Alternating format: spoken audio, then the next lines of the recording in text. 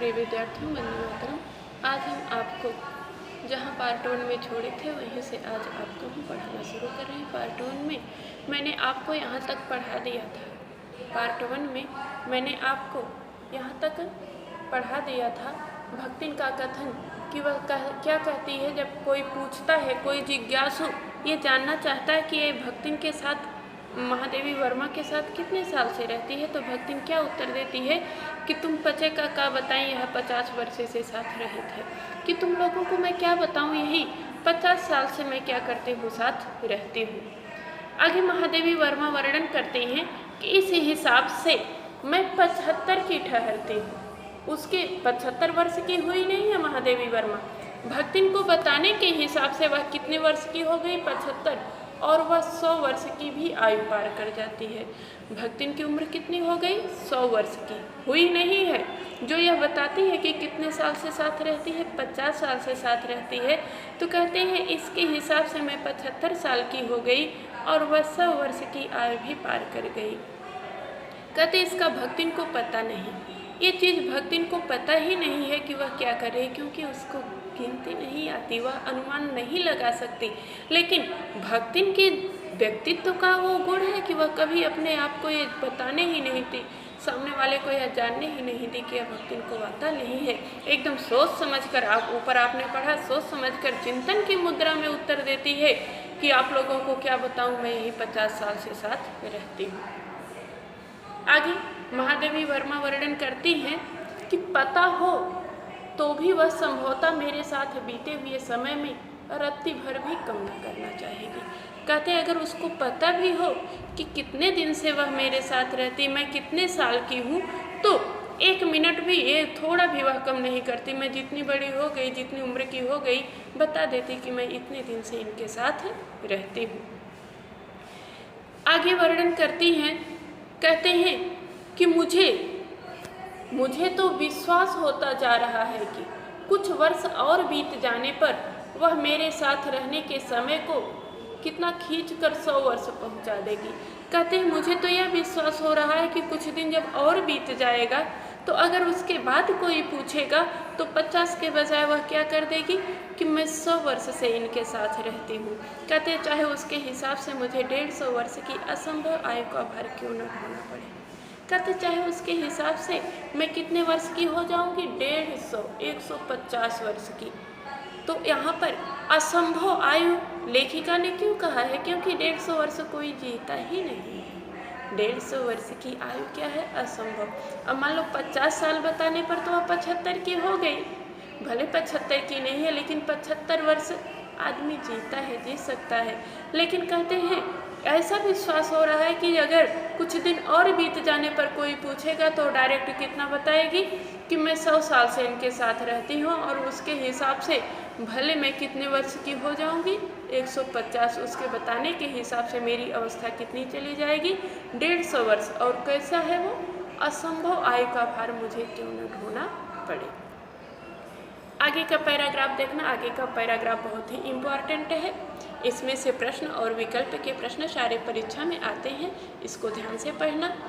महादेवी वर्मा कहती हैं, वर्णन करती हैं कि सेवक धर्म में भक्तिन किससे स्पर्धा रखती है, हनुमान से। इम्पॉर्टेंट है, विकल्प में पूछा जाता है सेवक धर्म में भक्तिन किससे स्पर्धा रखती है, और वहाँ 4 विकल्प दे देगा, जिसमें आप कौन सा सही करोगे, हनुमान।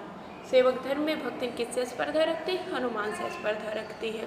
कहते हैं किसी अंजना की पुत्री न होकर एक अनामधन्य गोपालिका की कन्या है, नाम है लक्ष्मी, अर्थात लक्ष्मी। कहते हैं हनुमान किसके पुत्र थे, अंजनी के पुत्र थे। कहते हैं लेकिन यह सेवक धर्म में तो किससे स्पर्धा रख रही है, हनुमान से स्पर्धा रख रही है। आगे आप पाठ में पढ़ोगे कैसे भक्तिन महादेवी की छाया बन करके चलती है। तो कहते हैं एकदम हनुमान से स्पर्धा रखती है, लेकिन वह किसी अंजनी की पुत्री न होकर के एक अनामधन्य गोपालिका की कन्या है। गोपाल जानते हो, यादव वंश में आते हैं गोपाल, और गोपाल का स्त्रीलिंग क्या है, गोपालिका है। तो महादेव गोपालिका किसके लिए प्रयुक्त है, इनके भक्तिन की माँ के लिए। कहते हैं वह किसी अंजनी की पुत्री न होकर एक गोपालिका की कन्या है और उसका नाम क्या है? लक्ष्मी अर्थात लक्ष्मी। नाम लक्ष्मी है। लक्ष्मी महादेवी वर्मा ने क्यों कहा है? क्योंकि अधिकतर लोग नाम को सीधे नहीं लेते, नाम को उसके अपभ्रंश मतलब बिगड़ा हुआ रूप। राजेंद्र नाम है ना तो राजेंद्र कहेंगे, नागेंद्र नाम है तो नगेंद्र कहेंगे, महेंद्र नाम है तो महेंद्र कहेंगे। वैसे लक्ष्मी नाम है तो लोग अधिकतर क्या बोलते हैं? लक्ष्मी कहकर बुलाते हैं। इसीलिए तो ये भी इम्पॉर्टेंट है। प्रश्न आता है एक वाक्य में भक्तिन का वास्तविक नाम क्या था? तो क्या नाम है? लक्ष्मी नाम है। ये इम्पॉर्टेंट है लक्ष्मी। आगे देखना, ये तो कन्फर्म हुआ। सेवक धर्म में हनुमान जी से स्पर्धा रखने वाली वो भक्तिन किसी अंजनी की पुत्री नहीं बल्कि एक गोपालिका की कन्या है और जिसका नाम क्या है? लक्ष्मी। कहते हैं महादेवी वर्मा आगे वर्णन करती हैं, पर मेरे नाम की विशालता जैसे मेरे लिए दुर्वा है, वैसे लक्ष्मी की समृद्धि भक्तिन के कपाल की कुंचित रेखाओं में नहीं बन सकी। कहती हैं जिस प्रकार से मेरे नाम की विशालता, नाम क्या है? महादेवी, और आगे मैंने जीवन परिचय पढ़ाते हुए आपको बताया था कि क्या थी? महादेवी वर्मा कुरूप थी, सौंदर्य नहीं था, जिसके कारण उनके पति ने उनका त्याग कर दिया था। तो कहती और नाम क्या है? महादेवी। कहते जैसे मेरे नाम की विशालता मेरे लिए दुर्वा है, उठाने योग्य नहीं है, वैसे लक्ष्मी की समृद्धि, लक्ष्मी किसका प्रतीक होता है? समृद्धि का प्रतीक होता है। कहते हैं भक्तन के कपाल मतलब ललाट, मस्तक, टेढ़ी मेढ़ी, कुंचित मतलब टेढ़ी मेढ़ी रेखाओं में नहीं बन सकी। भक्तिन के ललाट पर टेढ़ी मेढ़ी रेखाएं क्यों है बेटा? पहले से नहीं थी। जब व्यक्ति टेंशन में रहता है, परेशानी रहती है, गरीबी रहती है, समस्याओं को झेलता है, तो बिना वृद्धावस्था के ही वृद्धावस्था आ जाती है। ऐसा नहीं कह रहे हैं कि जो बहुत सुख से है, बहुत सुकून से है, उसकी वृद्धावस्था नहीं आती, लेकिन उसकी एक उम्र होती है। और जब व्यक्ति अनेक समस्याओं से जूझता है, हर प्रकार की परेशानी रहती है और सबसे बड़ी परेशानी होती है दरिद्रता। दरिद्रता सारे रोगों की, सारे कलह की जननी होती है। उससे जब व्यक्ति जूझता है तो बिना वृद्धावस्था के ही वृद्धावस्था आ गया है। अभी भक्तिन के कपाल पर टेढ़ी मेढ़ी रेखाएं बनने वाली उम्र नहीं है, लेकिन वो समस्याओं ने भक्तिन के कपाल पर टेढ़ी मेढ़ी रेखाएं बना दी हैं। तो कहते हैं वो लक्ष्मी की समृद्धि को भक्तिन बांध नहीं सकी, अर्थात नाम क्या है? लक्ष्मी, और इधर दरिद्रता भोगना पड़ रहा है। और इसी कारण 50 वर्ष की अवस्था में भी उसे अपना घर द्वार छोड़कर कमाने के लिए शहर आना पड़ा। कहते हैं कि कोई नई बात नहीं है कि मुझे और भक्तिन को ही ऐसा करना पड़ा। कहती हैं वैसे तो जीवन में प्रायः सभी को अपने नाम का विरोधाभास लेकर जीना पड़ता है। कहते हैं वैसे प्रायः सभी को अपने जीवन में अपने नाम का विरोधाभास ही लेके जीना पड़ता है। विरोधाभास मतलब आप पढ़े हो, पाठ 1 में पढ़े हो, एकदम विपरीत गुण, नाम क्या जो है उसके विपरीत गुण रहना। कहते हैं पर भक्तिन बहुत समझदार है। आप पहले ही पैराग्राफ में पढ़ चुके कि छोटी छोटी आँखों में विचित्र समझदारी भरी हुई है, क्योंकि वह अपना समृद्धि सूचक नाम किसी को बताती ही नहीं। यह जानती है कि लोग हमारा मजाक उड़ाएंगे। नाम है लक्ष्मी और पैसे नहीं है तो सभी लोग क्या उड़ाएंगे? मजाक उड़ाएंगे। इसीलिए वह अपना समृद्धि सूचक नाम किसी को बताते ही नहीं है। महादेवी वर्मा वर्णन करती हैं कि केवल जब नौकरी की खोज में आई थी तब ईमानदारी का परिचय देने के लिए शेष इतिवृत्ति के साथ, अपने जीवन में घटित शेष घटनाओं के साथ कि वह कमाने क्यों आई है, उसके साथ यह भी बता दिया था कि उसका नाम लक्ष्मी है। लेकिन इस प्रार्थना के साथ बताया था, कहते इस प्रार्थना के साथ कि मैं कभी नाम का उपयोग न करूं, कि मैं कभी उसके नाम का उपयोग न करूं। आगे कहती हैं, वर्णन करती हैं कि उपनाम रखने की प्रतिभा होती। महादेवी वर्मा वर्णन करती हैं कि उपनाम रखने की प्रतिभा होती तो सबसे पहले मैं इसका प्रयोग किस पे करती? अपने ऊपर करती। महादेवी वर्मा वर्णन करती हैं कि अगर मेरे अंदर उपनाम रखने की प्रतिभा होती तो सबसे पहले मैं उसका प्रयोग अपने ऊपर करती, अर्थात महादेवी नाम छोड़ करके अपना दूसरा कोई नाम रखती। कहते हैं लेकिन इस तथ्य को वह देहातिन क्या जाने, इस तथ्य को वह देहातिन जान नहीं रही है। कह रही इसी से जब मैंने कंठी माला देखकर उसका नया नामकरण किया भक्तिन, तो वह कवित्वहीन नाम को पाकर भी क्या हो गई, गदगद हो गई। ये देखो इम्पॉर्टेंट है, प्रश्न आता है कि भक्तिन का नाम, महादेवी वर्मा ने भक्तिन का नाम भक्तिन क्यों रखा, तो उसका यही उत्तर है कि भक्तिन के गले में पड़ी हुई कंठी माला को देखकर महादेवी वर्मा ने उसका नाम भक्तिन रखा। और कहते हैं ऐसे कवित्वहीन मतलब जिसमें कोई रस ही ना हो, ऐसा नाम पाकर भी भक्तिन क्या हो गई, गदगद हो उठी। गदगद होना फिर मुहावरा आया, गदगद होना का क्या होता है अर्थ, अत्यधिक प्रसन्न होना। आगे का पैराग्राफ देखना, कहते हैं कि भक्तिन के जीवन का इतिवृत्त जाने। आगे महादेवी वर्मा अब उसके जीवन के आगे वाली कहानी वर्णन कर रही है और उसका क्या कारण है, उसका कारण के साथ वर्णन करती हैं कि भक्तिन के जीवन का इतिवृत्त जाने हुए उसके स्वभाव को पूर्णतः क्या अंशतः समझना भी कठिन होगा। कहते हैं जब तक हम भक्तिन के जीवन की समाप्त घटना, जो उसके जीवन के पहले की घटना है, उसको बिना जाने हुए उसको समझना चाहेंगे तो पूर्णतः पूरा क्या थोड़ा भी नहीं समझ पाएंगे। भक्तिन के स्वभाव को पूरा समझने की बात छोड़ो, थोड़ा भी नहीं समझ पाएंगे। इसीलिए महादेवी वर्मा अब उसके जीवन के पिछली घटना का वर्णन कर रही है। क्या वर्णन करती है कि वह ऐतिहासिक झूसी गांव में, वह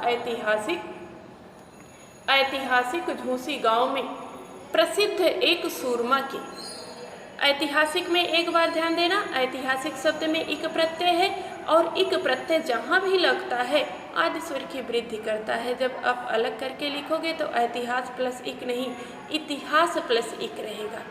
आदि स्वर क्या है, ई है, और ई की वृद्धि क्या होती है, हमेशा अ होती है। ऊ की वृद्धि औ होती है। जैसे पुराण प्लस इक रहेगा ना तो पुराणिक नहीं होगा, क्या हो जाएगा, पौराणिक हो जाएगा। नीति प्लस इक रहेगा तो नीतिक नहीं होगा, नैतिक होगा। तो इसमें देखना, कहते हैं भक्तिन ऐतिहासिक झूसी गांव में एक ऐतिहासिक झूसी गांव प्रसिद्ध, गांव भर में एक प्रसिद्ध थे। उनके पिता क्या थे, गांव भर में प्रसिद्ध थे। सूरमा मतलब वीर की पुत्री थी। कहते हैं आगे, इकलौती बेटी ही नहीं किंवदंती बन जाने वाली ममता की भी छाया में पली है। भक्तिन को कहते हैं कि भक्तिन के जीवन की प्रारंभिक घटना का वर्णन करते हुए महादेवी वर्मा वर्णन करती हैं कि वह ऐतिहासिक झूसी में एक गांव प्रसिद्ध वीर की इकलौती बेटी थी। माता पिता की भक्तिन अकेली संतान थी। लेकिन देखो दुर्भाग्य कैसे भक्तिन का शुरू होता है। सौभाग्य तो क्या था, एक वीर की और जो गांव भर में प्रसिद्ध थे ऐसे की बेटी थी और इकलौती संतान थी। लेकिन दुर्भाग्य क्या आया, माँ का बचपन में निधन हो गया। किसकी छाया में पली है, विमाता की छाया में, विमाता की किंवदंती बन जाने वाली ममता की छाया में पली है। किंवदंती मतलब केवल कहने के लिए है कि वह माँ की छाया में पली है, बाकी सौतेली माँ से उसको कोई प्यार नहीं मिला। केवल नाम की है, किंवदंती है कि वह माँ की छाया में पली है, अर्थात बचपन में भक्तिन को माँ का प्यार नहीं मिला, माँ के प्यार से क्या हो गई, वंचित रह गई। आगे वर्णन करते हैं कि 5 वर्ष की वय का अर्थ क्या होता है, उम्र। वय का अर्थ उम्र होता है, वय का अर्थ उम्र होता है। कहते हैं 5 वर्ष की वय में, 5 वर्ष की उम्र में उसे हंडिया ग्राम के एक संपन्न 5 वर्ष की उम्र में उसे हंडिया ग्राम के एक संपन्न गोपालक की सबसे छोटी पुत्र वधू बनाकर पिता ने शास्त्र से 2 पग आगे रहने की ख्याति कमाई और 9 वर्षीय युवती का गौना देकर विमाता ने बिना मांगे पराया धन लौटाने वाले महाजन का पुण्य लूटा। तो आगे की कहानी आपको पता चली ना कि जन्म तो अच्छे घर में हुआ, लेकिन दुर्भाग्य क्या था, माँ का निधन और सौतेली माँ का आगमन। कि केवल नाम था कि माँ है, बाकी माँ की ममता से क्या हो गई, अलग हो गई।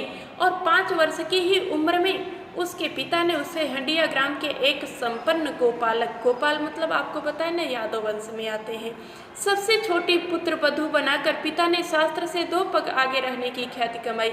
शास्त्र में बाल विवाह की प्रथा है और बाल विवाह में 12 वर्ष के पहले, और इन्होंने शास्त्र से भी 2 पग आगे बढ़े कि 5वें वर्ष में ही, भक्तिन 5 वर्ष की थी तभी उसकी शादी कर दी, और विमाता सौतेली माँ ने 9वें वर्ष में ही इसका भक्तिन का क्या कर दिया, गौना दे दिया। और गौना देकर जैसे लगा कि बिना मांगे किसी महाजन का पैसा लौटाने से जो पुण्य मिलता है वही काम इन्होंने किया। क्यों ऐसा किया? उसका यही कारण था, पिता का भक्तिन पर अगाध प्रेम रहता था और विमाता इसी से सौतेली माँ ईर्ष्या रखती थी। और दूसरा, भक्तिन अपने माता पिता की इकलौती संतान थी, तो भी माता को ये डर था कि कहीं सारी संपत्ति भक्तिन न ले ले, भक्तिन समझदार न होने पाए, समझने लायक हो ही न, तभी इसको यहाँ से क्या कर दें, हम दूर कर दें। आगे का पैराग्राफ हम आपको कल पढ़ाएंगे, आगे वाले पार्ट में पढ़ाएंगे। धन्यवाद।